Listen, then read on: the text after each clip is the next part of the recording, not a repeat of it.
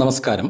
ബഹുമാനപ്പെട്ട തിരഞ്ഞെടുപ്പ് ഉദ്യോഗസ്ഥരെ, പോളിംഗ് നടക്കുമ്പോൾ പോളിംഗ് സ്റ്റേഷനിൽ ഓരോ പോളിംഗ് ഓഫീസേഴ്സും ചെയ്യേണ്ട വ്യത്യസ്തമായ കടമകളും കർത്തവ്യങ്ങളും അതിനോടൊപ്പം തന്നെ മാർക്ക്ഡ് വോട്ടേഴ്സ് ലിസ്റ്റ് മാർക്ക് ചെയ്യുന്നതും മെയിൽ ഫീമെയിൽ കൗണ്ട് നോട്ട് ചെയ്യുന്നതും അടക്കമുള്ള ഇലക്ഷൻ പ്രോസസ്സിലുള്ള വിവിധ ഉദ്യോഗസ്ഥർ ചെയ്യേണ്ടതായിട്ടുള്ള കാര്യങ്ങളെക്കുറിച്ച് വിശദീകരിക്കുന്ന ഒരു സെക്ഷനാണിത്. ഓരോ പോളിംഗ് ബൂത്തിലും എത്തുന്ന പ്രിസൈഡിംഗ് ഓഫീസറും ഒന്നും രണ്ടും മൂന്നും പോളിംഗ് ഓഫീസർമാരാണ് പോളിംഗ് ഉദ്യോഗസ്ഥരുടെ പോളിംഗ് ഓഫീഷ്യൽസിന്റെ ഗണത്തിൽ വരുന്നത്. അവരെ സഹായിക്കുന്ന സെക്യൂരിറ്റി ജോലികൾ നിർവഹിക്കുന്ന പോലീസ് ഉദ്യോഗസ്ഥരും അല്ലെങ്കിൽ മറ്റ് സഹായങ്ങൾ നൽകുന്ന സെക്ടറൽ ഓഫീസർമാരോ ഈ ഗണത്തിൽ വിടുന്നില്ല എന്ന് നമ്മൾ മനസ്സിലാക്കണം. ഓരോ പോളിംഗ് ഉദ്യോഗസ്ഥരുടെയും ജോലികൾ എന്തൊക്കെയാണ്, എന്തൊക്കെ ഉത്തരവാദിത്തങ്ങളാണ് അവർ ഏറ്റെടുക്കേണ്ടത് എന്നത് നമുക്കൊന്ന് പരിശോധിക്കാം. ഒന്നാം പോളിംഗ് ഓഫീസർക്ക് 3 ചുമതലകളാണ് നിർവഹിക്കാനുള്ളത്. ബൂത്തിലേക്ക് അനുവദിക്കുന്ന മാർക്ക്ഡ് കോപ്പി ഓഫ് ഇലക്ടറൽ റോളിന്റെ കസ്റ്റോഡിയൻ ഒന്നാം പോളിംഗ് ഓഫീസറാണ്. ബൂത്തിലെത്തുന്ന വോട്ടർമാരെ തിരിച്ചറിയുക എന്നുള്ളതാണ് രണ്ടാമത്തെ കടമ. ഇത് രണ്ടും പൂർത്തീകരിച്ചാൽ വോട്ടറുടെ സീരിയൽ നമ്പറും വിവരങ്ങളും ഉറക്കെ മറ്റുള്ളവർക്ക് വിളിച്ചു പറയുക എന്ന ജോലി കൂടി ഒന്നാം പോളിംഗ് ഓഫീസർ നിർവഹിക്കേണ്ടതുണ്ട്. ഇലക്ടറൽ റോളിന്റെ വോട്ടർ പട്ടികയുടെ മാർക്ക്ഡ് കോപ്പിയിൽ എങ്ങനെയാണ് അടയാളപ്പെടുത്തേണ്ടതെന്ന് നോക്കാം. നിങ്ങൾക്ക് ലഭിക്കുന്ന വോട്ടർ പട്ടികയിൽ സാധാരണഗതിയിൽ പോസ്റ്റൽ ബാലറ്റ് PB എന്ന് മാർക്ക് ചെയ്തായിരിക്കും ലഭിക്കുക. ഇതിനകത്ത് ഒരു പുരുഷ വോട്ടറാണ് വരുന്നതെങ്കിൽ താഴെ നിന്ന് മുകളിലോട്ട് ഡയഗണൽ ആകൃതിയിൽ ഒരു വര വരച്ച് അടയാളപ്പെടുത്തേണ്ടതുണ്ട്. ഇനി അതൊരു സ്ത്രീ വോട്ടർ ആണെങ്കിൽ ആ ക്രമ നമ്പറിന് ചുറ്റും ഒരു വട്ടം വരയ്ക്കേണ്ടതുണ്ട്. ഇനി മൂന്നാമത്തെ ജെൻഡറായ ട്രാൻസ്ജെൻഡർ ആണ് വരുന്നതെങ്കിൽ ആ വരയ്ക്ക് മുകളിലായി T എന്ന് രേഖപ്പെടുത്തേണ്ടതുണ്ട്. വോട്ടർ പട്ടികയുടെ ചെറിയ തെറ്റുകളൊക്കെ തന്നെ പരിഗണിക്കാതെ മുന്നോട്ട് പോകാമെന്ന് പ്രത്യേകം ഓർമ്മിപ്പിക്കുന്നു. ഒന്നാം പോളിംഗ് ഉദ്യോഗസ്ഥന്റെ രണ്ടാമത്തെ കർത്തവ്യം വോട്ടറെ തിരിച്ചറിയുക എന്നുള്ളതാണ്. 8 രേഖകളാണ് വോട്ടറെ തിരിച്ചറിയുന്നതിന് അവലംബിക്കേണ്ടത് എന്ന് തിരഞ്ഞെടുപ്പ് കമ്മീഷൻ പറയുന്നുണ്ട്. Election ID card, passport, Aadhaar card, PAN card, driving licence, photo പതിച്ച SSLC ബുക്ക്, നാഷണലൈസ്ഡ് ബാങ്കിന്റെ ഫോട്ടോ പതിച്ച പാസ്ബുക്ക്, ഏതെങ്കിലും സർക്കാർ സ്ഥാപനം നൽകിയിട്ടുള്ള തിരിച്ചറിയൽ രേഖ എന്നിവ ഉപയോഗിച്ച് വോട്ടറെ തിരിച്ചറിയണം. ഒന്നാം പോളിംഗ് ഓഫീസറുടെ മൂന്നാമത്തെ ചുമതല തിരിച്ചറിഞ്ഞ വോട്ടറുടെ വിവരങ്ങൾ ഉച്ചത്തിൽ വിളിച്ചു പറയുക എന്നുള്ളതാണ്.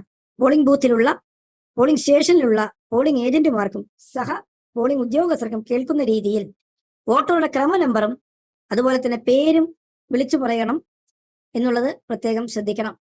രണ്ടാം പോളിംഗ് ഓഫീസർ 3 ചുമതലകൾ നിർവഹിക്കണമെന്നാണ് തെരഞ്ഞെടുപ്പ് കമ്മീഷൻ പറയുന്നത്. അതിൽ ഒന്നാമത്തേത് register of voters form 21A കൃത്യമായി പൂരിപ്പിച്ച് പരിപാലിക്കണം എന്നുള്ളതാണ്. എങ്ങനെയാണ് ഫോം 21A പരിപാലിക്കുന്നതെന്ന് നമുക്ക് നോക്കാം.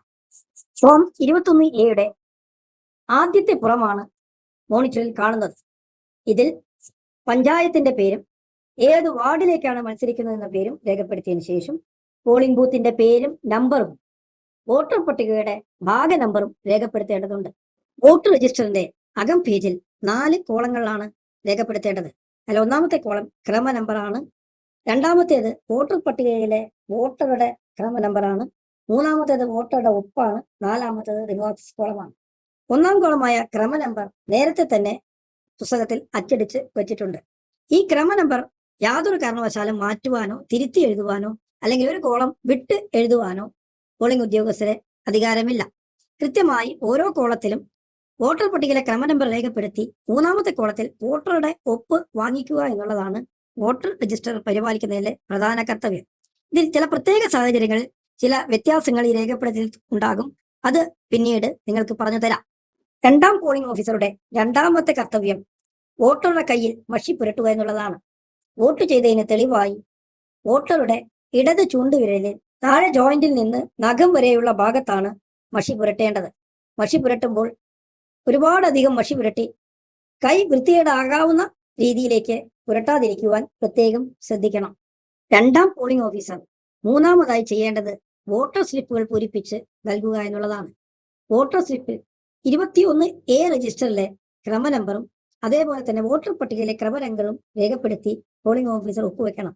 ഈ വോട്ടർ സ്ലിപ്പ് തുടർന്ന് മൂന്നാം പോളിംഗ് ഓഫീസർക്ക് നൽകുകയാണ് വേണ്ടത്, വോട്ടർക്ക് നൽകുകയല്ല ചെയ്യേണ്ടത്. മൂന്നാം പോളിംഗ് ഓഫീസറുടെ കർത്തവ്യങ്ങളിലേക്ക് നോക്കാം. മൂന്നാം പോളിംഗ് ഓഫീസറാണ് കൺട്രോൾ യൂണിറ്റിന്റെ കസ്റ്റോഡിയൻ. കൺട്രോൾ യൂണിറ്റിനെ കൃത്യമായി സൂക്ഷിച്ച് മറ്റ് ആളുകളിൽ നിന്ന് സംരക്ഷിക്കുക എന്ന ബാധ്യത മൂന്നാം പോളിംഗ് ഓഫീസറുടേതാണ്. ഓരോ വോട്ടറും വോട്ട് ചെയ്യാൻ എത്തുമ്പോൾ ബാലറ്റ് ബട്ടൺ ട്രിഗർ ചെയ്തുകൊണ്ട് വോട്ടിങ്ങിന് തയ്യാറാക്കി കൊടുക്കൽ മൂന്നാം പോളിംഗ് ഓഫീസറുടെ ചുമതലയാണ്.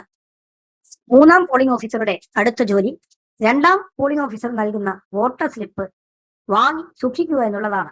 ക്രമപ്രകാരം തന്നെ അത് അടുക്കി വെച്ച് 50 എണ്ണം ആകുമ്പോൾ അത് ബണ്ടിലാക്കി സൂക്ഷിക്കുക എന്നുള്ളതാണ് പതിവ്. മറ്റൊരു ജോലി രണ്ടാം പോളിംഗ് ഓഫീസർ പതിപ്പിച്ച മഷി വോട്ടറുടെ കയ്യിൽ തന്നെ ഉണ്ടോ എന്ന് ഉറപ്പുവരുത്തണം.